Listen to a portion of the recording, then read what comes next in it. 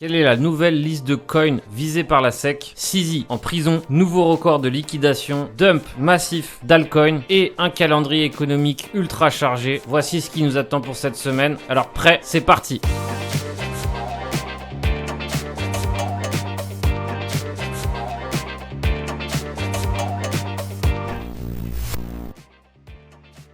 Bonsoir à tous, bienvenue sur la chaîne Captain Trading. Aujourd'hui, on est le dimanche, il est 21h21 et c'est l'heure de votre analyse technique. Je vous rappelle que sur captaintrading.com, vous allez trouver une énorme liste de formations entièrement gratuites pour vous former au trading. Derrière, évidemment, si vous souhaitez aller plus loin, vous aurez tout ce qu'il faut aussi pour vous professionnaliser dans ce domaine. Alors, je vous invite à vous rendre sur captain-trading.com.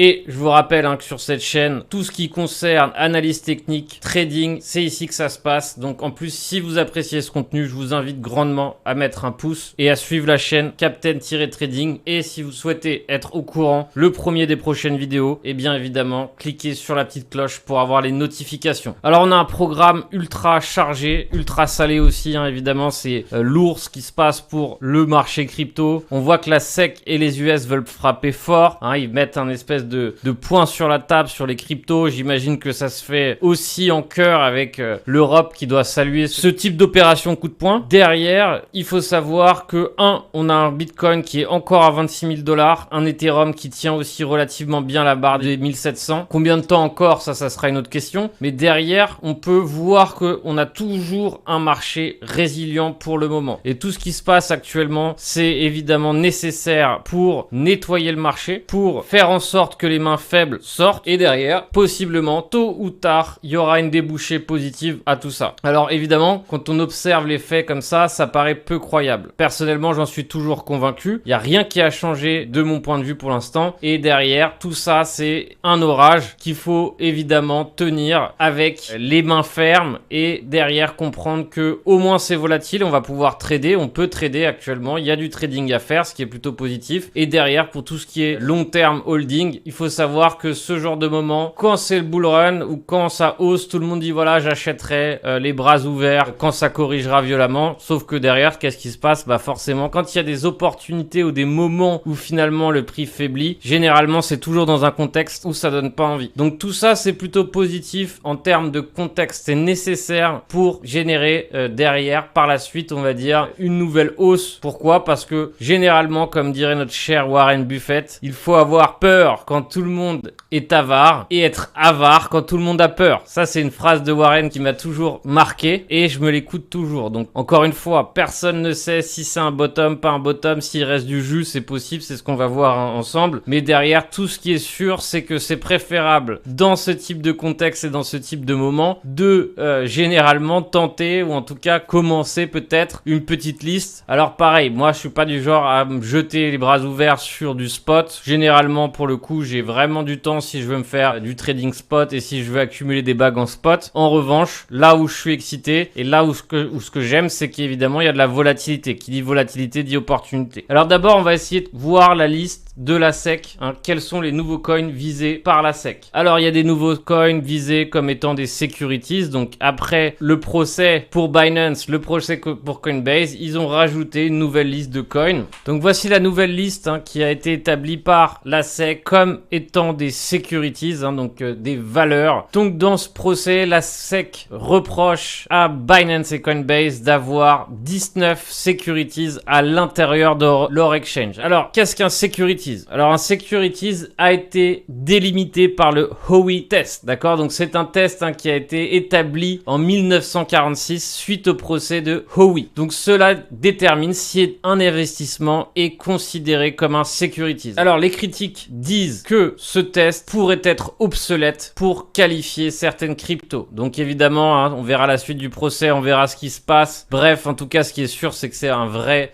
bras de fer qui va s'engager. La liste, il y a du Atom, du BNB, du BUSD, Coty, Chiliz, NIR, Flow, ICP, Voyager Token, Dash, Nexo et enfin du Solana, ADA, Cardano, Polygon, Filecoin, Sandbox, Decentraland, Algorand et Axie Infinities. Donc vous voyez que c'est une belle liste bien garnie. C'est principalement ceux qui ont pris le plus cher, ou en tout cas dans cette liste, ils ont été dumpés de façon assez massive vendredi soir, hein, c'est ce qu'on verra sur les charts tout à l'heure. Bref, en tout cas, tout ça tombe pile au moment où ils vont sortir l'Europe, les États-Unis, leur monnaie digitale, hein. Donc bref, on voit que c'est une belle convergence de signaux, peut-être pour bien promotionner leur monnaie digitale. Bref, en tout cas, j'espère et je pense que une fois que ça se calmera, on verra bien ici quels seront les premiers signaux acheteurs ou pas sur les cryptos. Une chose est sûre, c'est que dans l'ensemble, c'est Bitcoin et Ethereum qui s'en sortent beaucoup mieux. On voit ici que ce sont un petit peu les valeurs refuges de la crypto parce que ils ont été dump de façon très modérée par rapport aux autres. Alors CZ en prison, alors c'est évidemment une fausse rumeur qui a été lancée, hein, et donc il y a eu apparemment de multiples FUD contre CZ et notamment l'un d'eux, c'était qu'il a sorti une AK-47 et a commencé à tirer sur la police. Bref, il y a même des photos de lui, hein, où il aurait été abattu. Bref, toute une folie, hein, et donc forcément, tout ça, ça a engendré énormément de FUD, de doutes, etc. Donc on verra, affaire à suivre. Forcément, c'est un coup dur tout ce qui se passe pour les cryptos, mais derrière, encore une fois, hein, moi personnellement, ça fait 2 marchés baissiers que je subis. Chaque marché baissier a ses propres caractéristiques, mais tout ce qui est sûr, c'est que plus on pense que c'est fini, plus on pense qu'il n'y a plus d'espoir, plus on pense que les cryptos sont mortes, et plus finalement on peut être potentiellement proche d'un vrai retour, que ça soit temporaire ou pas. Pourquoi? Parce qu'en plus on voit que tout ça se fait tout simplement alors que le marché des actions, lui, se porte ultra bien. Donc évidemment, on a toujours constaté des corrélations entre le Nasdaq, le SP500 et la crypto, sauf que évidemment, ces corrélations dernièrement ne sont absolument pas d'actualité. C'est-à-dire qu'on a un bull run qui s'est organisé sur la tech, par exemple. On voit Apple, hein, qui se solidifie sous résistance et qui a l'air de vouloir tenter ici une prochaine jambe haussière, un petit pullback bien serré. On a déjà eu le haut d'août et derrière, hein, il s'apprête, hein, et là, il a upfronté ici son haut du 12 novembre 19-21, donc nouvelle ATH pour Apple. On voit aussi, hein, que le SP500 nous a dessiné un joli gap haussier, hein, donc pareil, hein, ce genre de choses se soldera potentiellement ici par un complément gap, mais derrière, qu'est-ce qu'on voit? On voit une valeur qui tente ou qui continue d'être forte pour l'instant. Il n'y a aucun signe de recul pour l'instant, en tout cas à première vue d'œil. Pareil ici, hein, pour le Dow Jones qui a l'air de vouloir tenter ici de franchir sa résistance, hein, donc lui il lag un petit peu, donc ça va être intéressant de voir s'il va commencer à suivre le reste. On a vu pour la première fois depuis vendredi du coup $1 qui se faiblit, donc un indice cash qui faiblit, hein. On voit ici quelque chose d'assez intéressant, à savoir ici un creux en dessous du précédent, donc ça c'est plutôt positif. Alors pareil ici on termine avec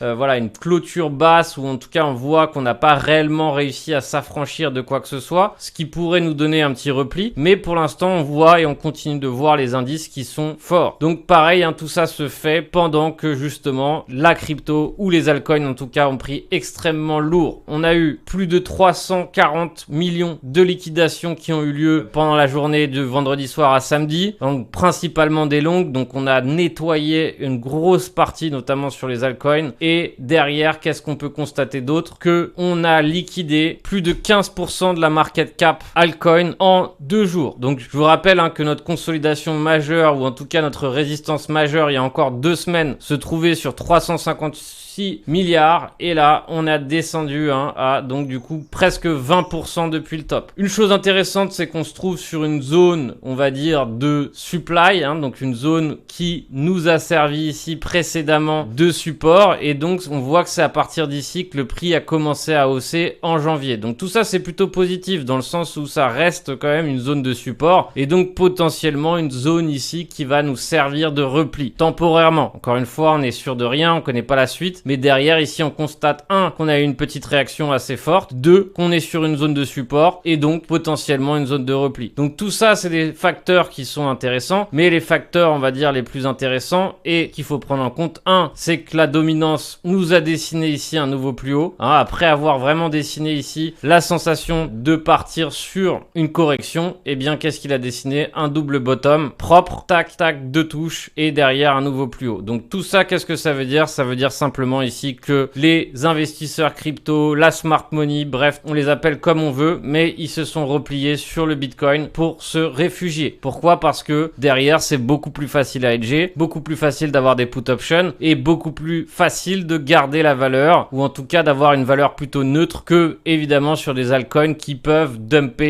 de façon ultra violente. C'est toujours ce que j'ai dit sur les altcoins, c'est-à-dire que les altcoins c'est un univers incroyable quand ça monte. Quand on a des belles montées, des beaux pumps sur les altcoins, c'est magnifique, hein. C'est-à-dire que quand on est trader, on s'en réjouit. En revanche, l'inconvénient des altcoins, c'est que quand ça dump très très fort, et du coup c'est vraiment le genre de choses qu'il ne faut pas holder, ou c'est le genre de choses où on peut se faire liquider sèchement si derrière, eh bien on fait pas attention, on respecte pas ses stop loss, etc. D'ailleurs, pour toute personne qui n'a pas de compte Bybit, ça tombe bien, ils ont lancé une nouvelle promotion qui va vous permettre de profiter d'encore plus de bonus lorsque vous êtes un nouvel utilisateur Bybit. Donc j'ai un lien d'affiliation dans la description qui va vous permettre de gagner moins 10% sur vos frais de trading. Alors ça évidemment c'est une des premières fois que Bybit a lancé ce type de promo, donc c'est moi qui l'ai négocié pour faire en sorte que les nouveaux utilisateurs et les gens qui tradent sur mon lien payent moins de frais, donc c'est encore mieux qu'un bonus. Et derrière vous tomberez en convergence avec cette petite promo qui va durer 18 jours. Donc derrière l'objectif c'est de faire du volume. À partir de 200 000 $ de volume, vous gagnez 50 USDT. Pareil, à partir de 2 millions de volume, vous gagnez 200 USDT. Enfin, 20 millions de volume et derrière ça part déjà sur un beau bonus à 2000 $. De plus, derrière en plus, si vous utilisez mon lien d'affiliation, je vous invite à me le dire sur Discord et je vous ajouterai dans un groupe Telegram qui est réservé à mes affiliés Bybit. Donc pareil,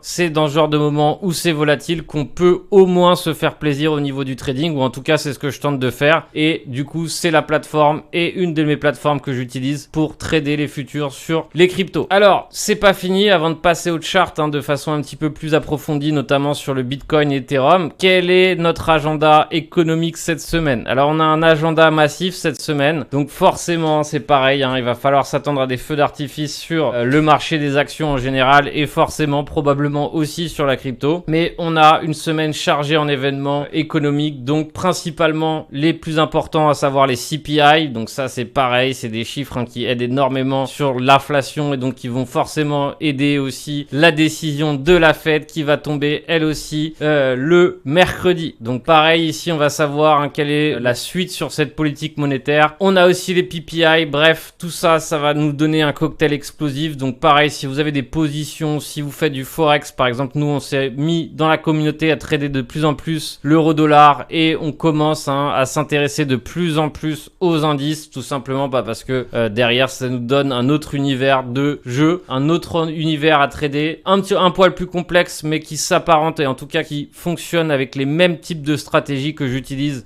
sur le marché crypto. Donc ça c'est du pur bonheur, et derrière ça permet aussi de surfer sur ce mini bull market qui est en train de s'exécuter en toute discrétion sur les actifs risques. Et l'avantage c'est que sur ce bull market entre guillemets, pourquoi? Parce qu'on a une tendance haussière, il y a peu de gens qui en parlent, ce qui est très bon signe, ce qui prouve ou ce qui peut nous dire qu'on a un peu plus de jus à l'intérieur de ce marché haussier sur les actifs. Et bref, en tout cas on va attendre aussi de près voir comment vont réagir les cryptos et si elles vont commencer tôt ou tard ici à se ressaisir. Et maintenant c'est ce qu'on va chercher sur les graphiques, d'accord? Donc objectif, partir sur un graphique neutre, essayer de comprendre les zones qui ont servi de support, les zones qui ont servi de réaction, et derrière l'objectif ça va être tout simplement de voir un petit peu comment réagit le marché. Alors on s'est arrêté par exemple ici à 26 475 vendredi sur le CME Futures, donc ça va nous laisser certainement avec un gap, sauf si on arrive à 26 475 d'ici l'ouverture, ça y est, ça commence à arriver. On voit que sur Binance on est déjà coté à 26 347. Qu'est-ce qu'on remarque à vue d'œil malgré le dump et que je trouve évidemment ultra intéressant,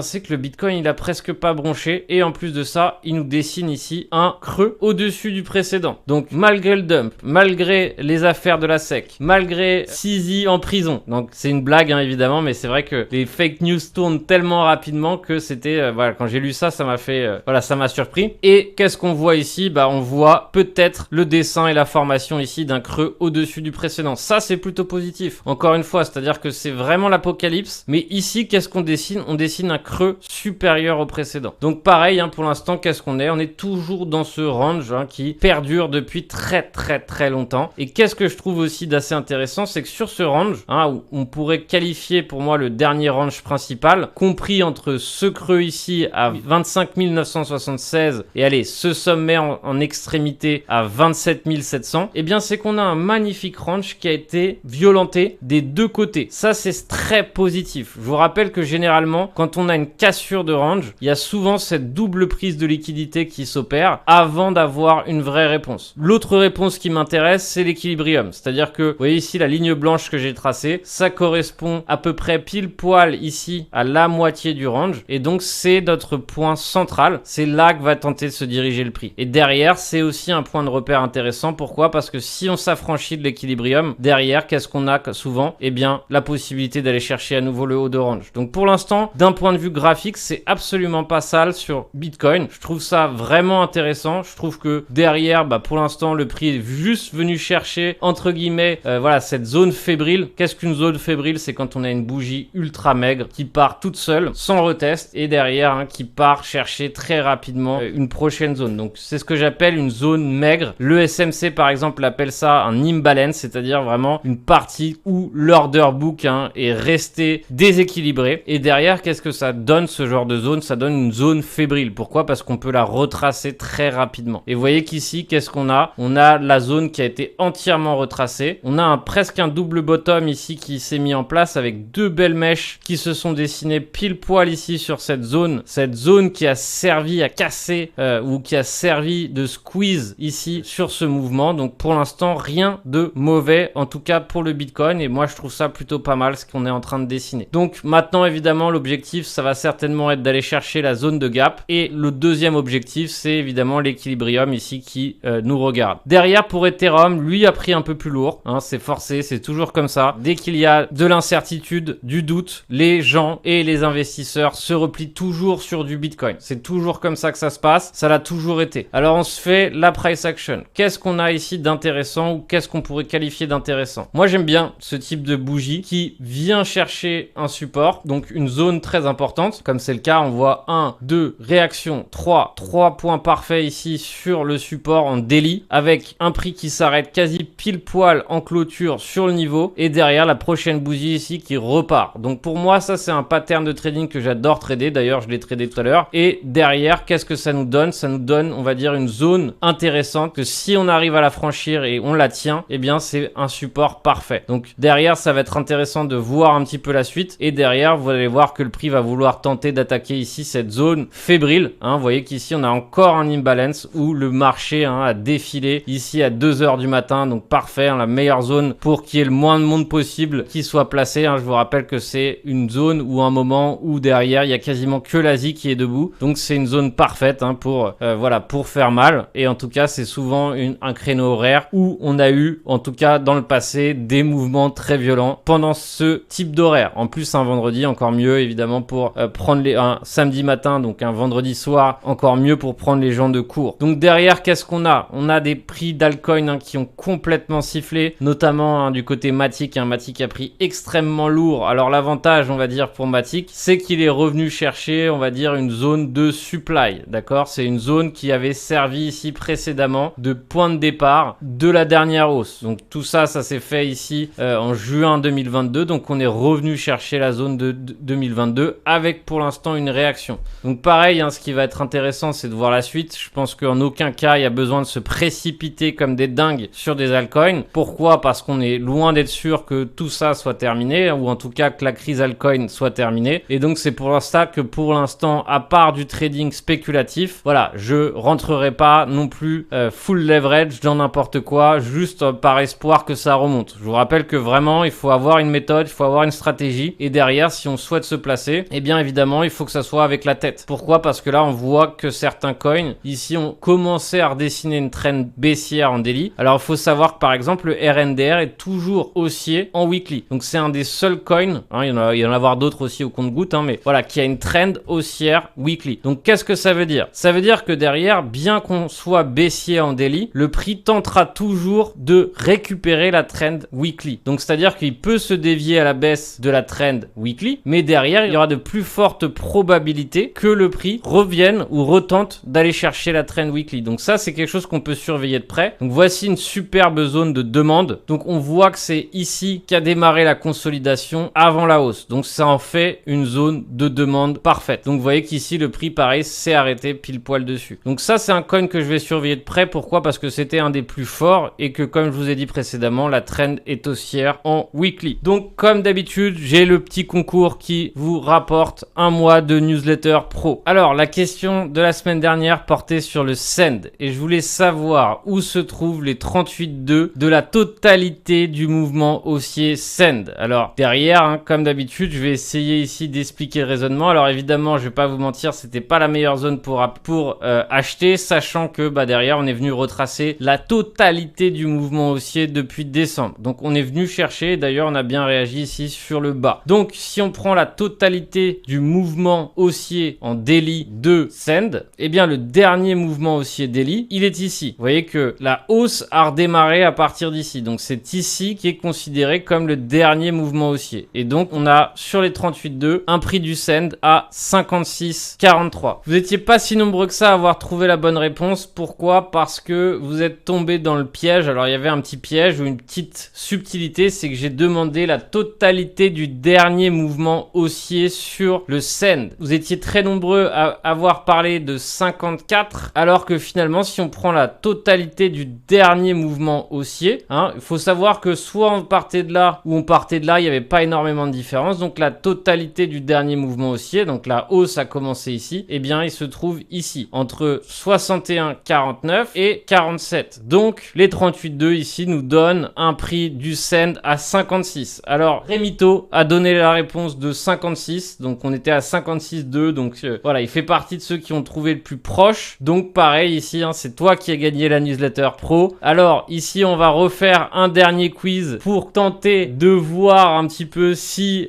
ça suit ou pas et de comprendre les différentes subtilités lorsqu'on calcule et qu'on mesure Fibo. Et là, je dirais de me donner où se trouvent les 0,5 de la totalité du mouvement qui a engendré la baisse sur le RNDR. Alors, vous voyez qu'ici, il y a encore une subtilité. Donc, faites attention, suivez bien quelle est la totalité du dernier mouvement baissier daily qui a engendré la baisse, le niveau des 0,5, donc à combien est le prix sur les 0,5. Alors, on va voir ici, hein, si vous suivez, on va voir si ça a été compris. Pareil, je vous souhaite évidemment de gagner cette newsletter pro, de nous rejoindre dans le Discord pro, de continuer à vous former au trading, de continuer à travailler pour tout simplement se retrouver dans une position privilégiée quand les marchés iront mieux, et c'est justement quand c'est dur qu'il faut pas lâcher. Donc je vous encourage et je vous invite à persévérer dans ce domaine. C'est pas rose tous les jours, mais derrière, quand on est bien placé au bon moment, ou en tout cas quand on est entraîné, ou quand on est prêt, derrière, je peux vous assurer que c'est bien plus drôle. Excellent trading à tous, on se retrouve très bientôt pour une prochaine analyse et on se retrouve en live à 20h30 sur Twitch comme tous les mercredis. Ciao ciao l'équipe.